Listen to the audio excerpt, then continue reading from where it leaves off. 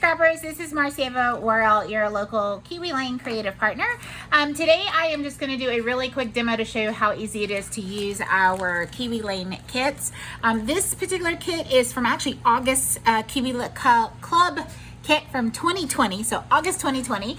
You'll see I store mine in these sort of folders, and then I always label them just like I do many of my other scrapbooking items. And I'm actually going to do an entire video on how I keep these in order, but I just figured I'd mention it while I was here. So when you purchase one of the Kiwi Lane Club kits, you subscribe and it comes to your door every month. They come in this nice cellophane wrapper, and they come with the paper and the templates and even the journaling cards and sort of little accent pieces all together that coordinate, and that's why I love Kiwi Club so much. And so I did a little bit of legwork ahead of time with this particular one. I did start out tracing a few items that I knew that I wanted to use and cut out. So the templates in this one were really cool. You receive not only a border, which I'm going to take out, so it's super long. This is the Southwest 1 border, and so of course you could lay this down and actually use this as sort of like a, can't think of the word right now, it'll come back to me in a minute, but sort of like a template, and you could use a pen and do some just line work, or you could lay it down, stencil, that's the word I was looking for, so stencil, and you could actually use pastels or paints or mixed media as well, and lay this down and then kind of go over it, or you could just use it as is, sort of as a placeholder, and then use all the little individual pieces that came in the kit to kind of help fill those pieces in. So like some of the little arrows, I'm just going to dump most of them out right here. Some of the little arrows, of course, you'll see like this one, Southwest 9. This particular item, you could actually cut it out of a different color paper and then layer it over on top. You have a couple of little arrows that came with it. You have this sort of Aztec, it says a la carte native. So you have, just so many different little pieces that came. But the ones that I have already traced was one of the little sort of arrow pieces, the Southwest arrow. I did trace that ahead of time. I traced the a la carte native, and I also traced the a la carte boot as well. Now the boot, I traced it in one shade of paper, and I'm actually going to trace it and cut again one of the journal cards. And that's the part I want to show you that I am actually going to do on camera. So the journal cards, again, they come in this little cello packaging that is attached to the inside of the kit. And I'm actually going to take out the different ones and find the one that I need to trace the boot on. I know it's one of the smaller ones, I believe. So let's find it really quickly. Let's see. And these are so cute. So like if you've not seen this one, Wander This Way. It's got a journal card, yay, loving this stuff, blaze your own trail, it's all in the details, sky above, earth below, peace within, and they are double-sided, so if you're not fond of what's on one side, you can always flip it over and use it as a journal mat, as an accent piece. Those of you that also stamp, you could certainly stamp an image on these or a phrase. So this is the one that I'm going to use. Well, actually there's two. So one says, life is better in boots, even on Mondays, and good boots take you to good places. I think I am going to use the life is better in boots, even on Mondays, even though I like that back piece. I think I like this one more. So these journal cards, like I said, do not just have to be for titles and for journals alone. They definitely can be for other things. So now before I start tracing that and cutting it out, I do want to show you what I had already traced on this beautiful paper. So again, here is the arrow and the sort of Aztec piece, and then I had traced out one of the boots on this side. Now you'll notice here that the boot, just trying to pick it up, is turned this way, and the reason why is because I wanted it in the black. And sometimes, and this is just a personal preference, I have noticed if I've traced an item with my pencil in black, even when I try to go back and erase my pencil lines, what can occur is that those pencil lines will actually end up still kind of shining through because of the black background. It just shines better. So a lot of times if it has a dark side, and this is the side I want, and it's so super cute, I'm gonna turn it around so you can see the little tiny boots. Hopefully you can see those on camera.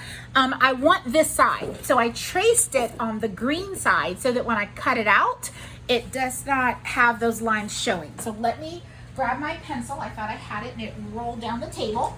So I'm gonna grab my pencil That way I can also trace this on the journal card as well. But I did want to show you that I traced one ahead of time, and I am going to trace the one on the journal card this time.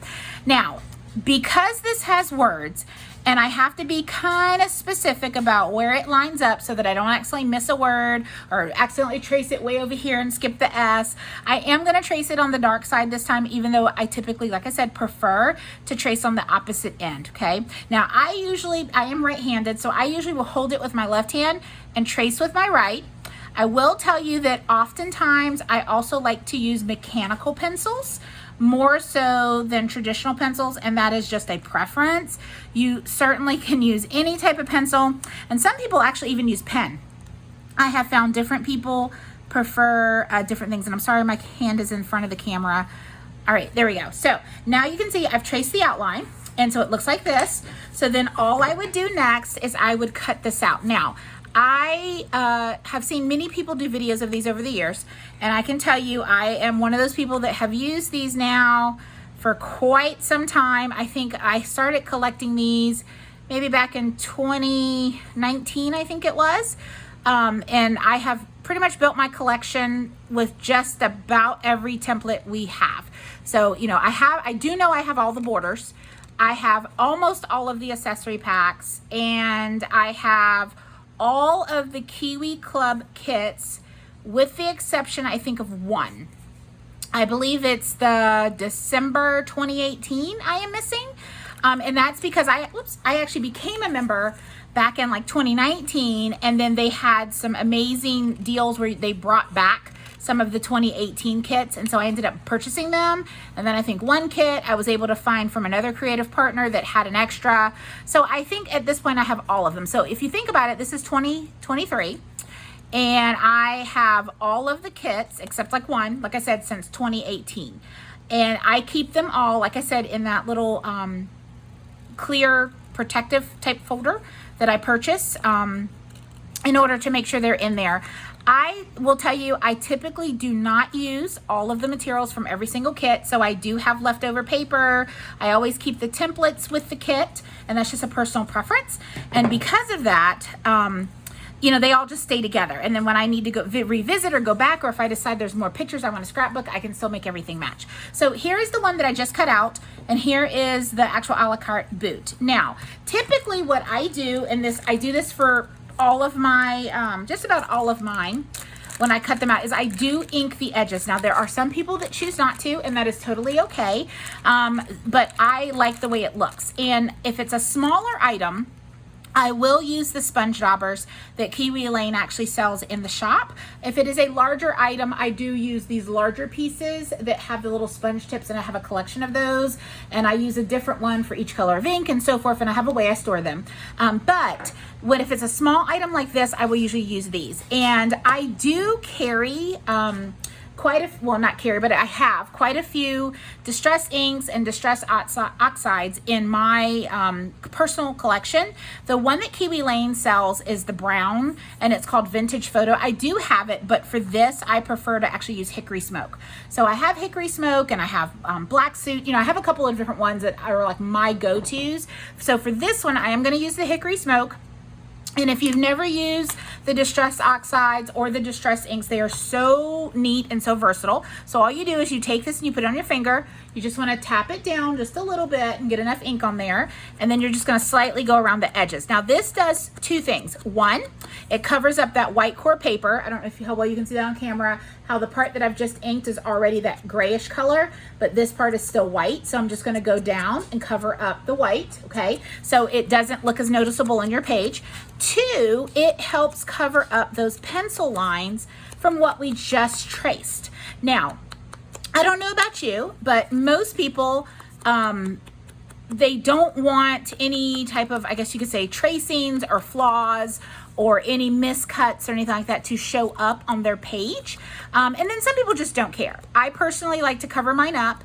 And oftentimes if there's a miscut, because trust me, I am human and I make mistakes and I overcut sometimes, I'll just cover it up with an embellishment, I'll be honest with you. Or I'll tuck it down underneath something, and it's not a huge deal. But as you can see, putting that around the edges, and you can kind of see where it gives that little bit of depth around the edges where the ink is, but like I said, it helps cover up those pencil lines. Now you will notice, if you look very, very closely, because this, like, remember I said this was dark, you can see that faint pencil line along the edges because that doesn't cover it up as well, like I said, in my opinion, when you're on a dark surface. But it does not look horrible. It is not super, super noticeable. And I'll be honest with you, most of the people that are looking at my albums are my kids, and they are not looking that closely. Let's just be truthful, okay? So that is the first one. So that is the one completed. It's traced, it's cut out, I have inked it. And now let me cut the second one out that I previously traced, and that's on the green paper, like I mentioned before. So I'm gonna go ahead and do what I call releasing the cut from the page, and that just means I'm gonna cut around it kind of wonky so that I can just get it off of the giant piece of 12 by 12 paper, so I'm not having to use that as much, okay? So now I'm back to just the piece I need. And remember, I cut this on the wrong side on purpose from what I need so that I wouldn't have those pencil lines. So I'm gonna curve around and cut. You will find, me personally, I do have arthritis in my hands, and so cutting sometimes can be a challenge depending upon how I'm feeling, but most times these work like a charm. I don't have a lot of issues. These particular scissors I do enjoy, and the Tim Holtz tonic scissors, we used to carry a version of this in the Kiwi Lane shop, and I haven't seen them lately. I'm not sure if they're going to be brought back, but you definitely can purchase them other places. I have enjoyed them. Most people though, like I said, when they cut, they simply move the paper, not the scissors. I personally have found that technique for me sometimes is a challenge, and sometimes it is easier for me to use, to move the scissors. Sometimes it's easier for me to move both. I'm just gonna be honest with you, okay? So it just depends on what works for you. There is no wrong way or right way to do this. You are simply just cutting this out, and that's what's important, right?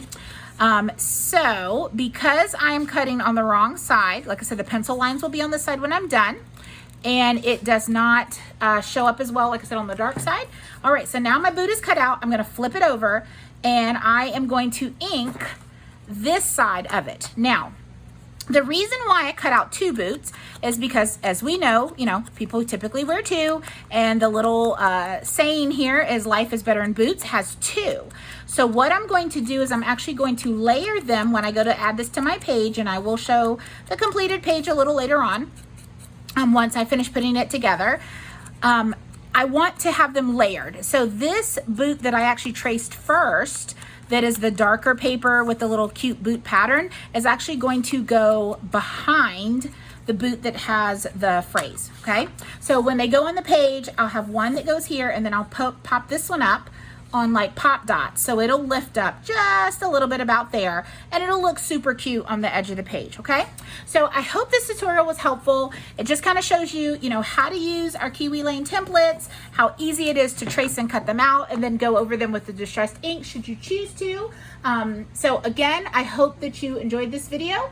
Thank you, and have an amazing day. Bye-bye.